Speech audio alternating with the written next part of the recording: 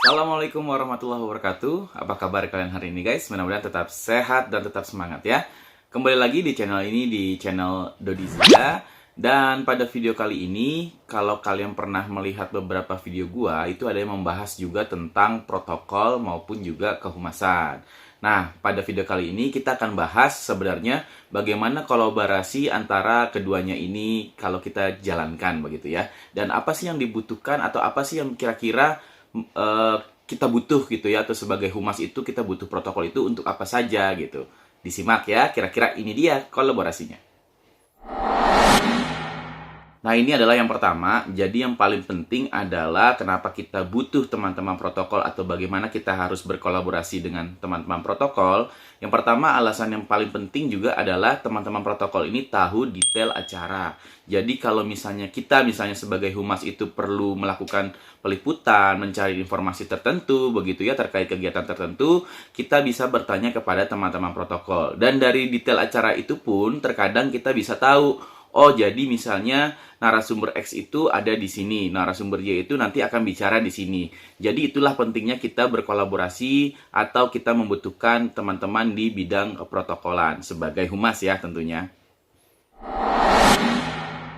Kemudian yang kedua nih guys, jadi kenapa kita butuh teman-teman di bidang keprotokolan atau bagaimana kolaborasi humas dengan protokol.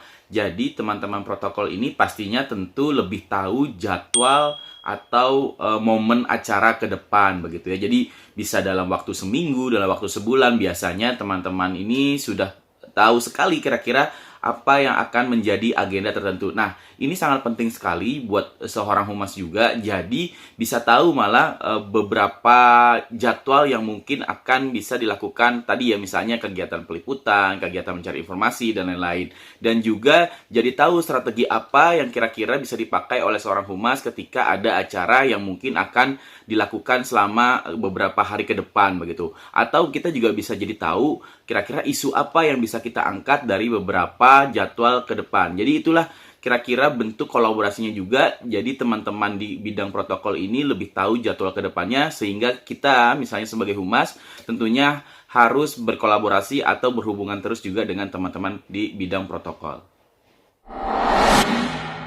Yang ketiga tentunya teman-teman di bidang protokol ini hampir sama seperti humas juga pasti dekat dengan pimpinan atau juga dekat dengan audiens biasanya, atau lebih banyak mengenal audiensnya karena memang biasanya bertugas ke berbagai tempat, ke berbagai kegiatan begitu ya, tentunya lebih banyak mengenal juga audiensnya itu seperti apa. Nah, ini juga bisa menjadi pintu dari teman-teman humas juga kepada teman-teman protokol untuk sama-sama menyebarluaskan informasi atau mencari tahu informasi tertentu. Jadi misalnya kita membutuhkan informasi tentang isu X begitu ya. Nah, kita bisa minta bantuan kepada teman-teman protokol. Siapa tahu mereka punya kontaknya, kita bisa hubungi, kita bisa jadikan sebagai narasumber terhadap isu tertentu. Begitu juga misalnya dengan pimpinan tadi, misalnya kita mau menjadwalkan wawancara dan lain-lain, kita bisa melalui teman-teman protokol. Jadi memang kolaborasi ini diperlukan karena kita biasanya sama-sama mengenal audiens juga dengan baik dan juga mungkin dekat dengan pimpinan juga dengan baik. Kira-kira seperti itulah bentuk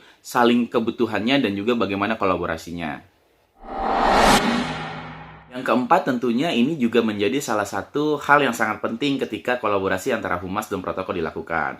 Kenapa juga humas membutuhkan teman-teman di protokol? Karena teman-teman di protokol ini juga mempunyai kewenangan untuk mengatur dalam suatu kegiatan tertentu. Nah, contohnya saja, misalnya seorang humas ingin memfoto narasumber atau ingin memfoto pimpinan atau memfoto misalnya orang-orang tertentu dalam suatu kegiatan. Nah, teman-teman di protokol ini biasanya akan membantu misalnya saja kapan bisa memfotonya begitu ya, atau juga misalnya humas merequest atau memberitahu ke protokol kalau bisa fotonya angle-nya dari sini dan kami akan memfoto dari sini. Jadi nanti akan diatur lebih lanjut oleh teman-teman protokol. Selain itu misalnya juga ada wawancara seperti doorstop dan lain-lain. Biasanya kalau humas itu berkoordinasi dengan teman-teman protokol, biasanya akan diakomodir bahwa nanti doorstopnya misalnya jam sekian atau setelah acara sekian atau acara apa begitu ya. Jadi itulah salah satu bentuk kolaborasinya karena teman-teman protokol ini juga punya kewenangan untuk mengatur kegiatan tertentu. Nah, itu bentuk kenapa juga humas perlunya teman-teman di bidang keprotokolan. Nah, itu dia guys tadi beberapa bentuk kolaborasi antara humas dan protokol, atau mengapa sih humas itu juga membutuhkan teman-teman yang ada di bidang protokol atau keprotokolan. Jadi mudah-mudahan itu sangat bermanfaat untuk teman-teman yang mungkin sedang menggeluti bidang humas dan juga keprotokolan begitu ya. Nah, teman-teman, sampai di sini videonya. Jangan lupa untuk klik tombol subscribe dan aktifkan loncengnya. Sampai bertemu lagi di video-video yang lainnya ya. Bye.